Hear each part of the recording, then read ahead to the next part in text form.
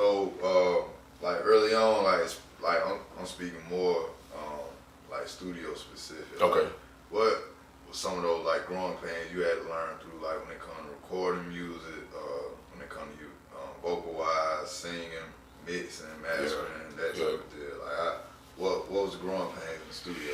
I'm still going through it, man. I'm not gonna lie to you. It's a lot to it, man, and I think that's why so many, artists like just develop over time because they learn more, and that has been the same like testament for me. I think in the beginning, just getting used to really like how do you say it? Digitizing or digitalize? I don't know how to say it. Like just making what you hear and what you think of, like tracking that out, that can be difficult because sometimes it's like, this instrument is not what I want it to sound like, or how do I, make this echo, add reverb to this, and how do I, synchronize it to where, everything just sounds crisp, just trying to really balance it out. I'm still learning, man. I recently got Logic like at the end of 2020, but prior to that, E-Hub was doing most of the production. Like, I would be there and I would be like, I think I want to hear this and I want to hear that. But in regard to, just sitting down and being able to mix and master it, it's been recent, man. It's been recent. My single, You and I, that I just dropped, was actually like my first time just me in the lab, you know what I mean? So, like I said, we still growing, but yeah, man, just trying to really just figure out the best way to take what you hear in your mind and putting it on the computer, like electronically it's definitely been interesting, just trying to figure all that out, man. Like, yeah.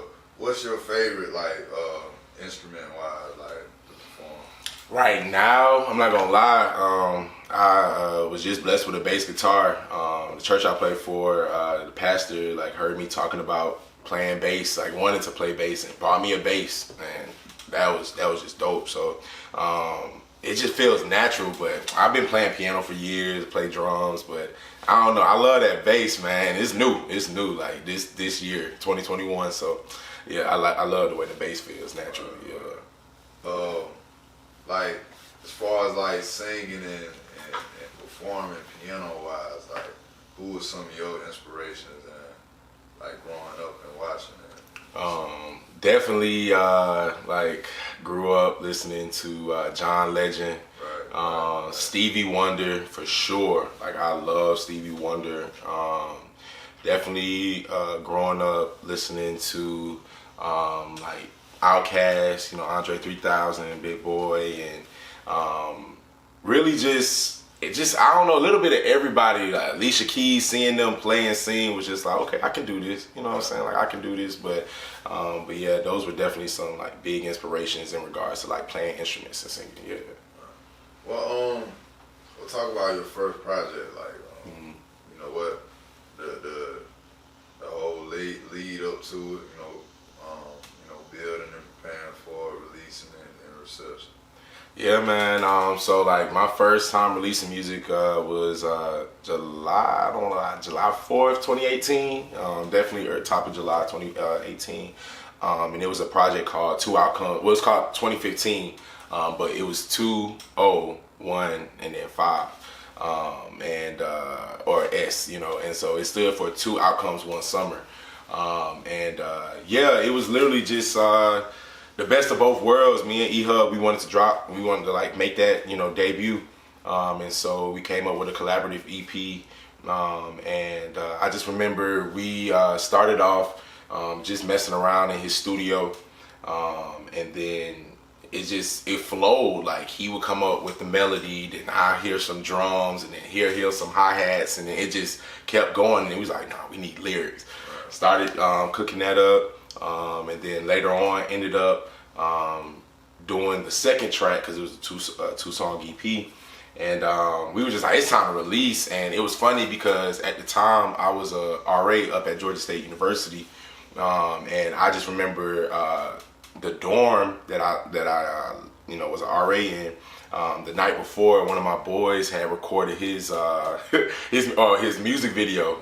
This guy named Nashby, he recorded "Secret Lover" in in my dorm, and then the next morning E-Hub pushed up from Macon, and we recorded Lord. So I'm like, dang, like I'm just making, I'm traveling with it, I felt good, and I just remember that feeling was like, I definitely want to do this.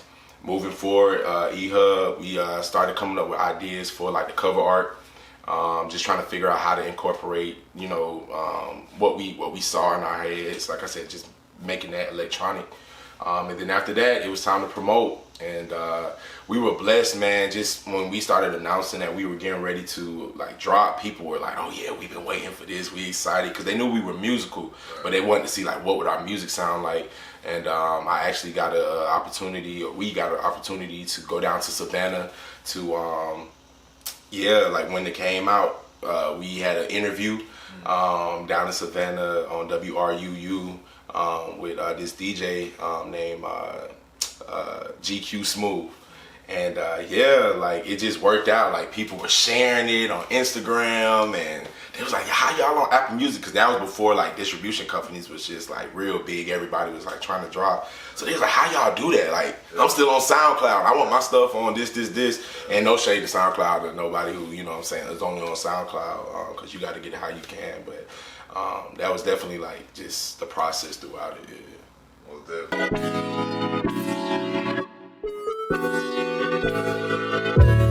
Girl, you should know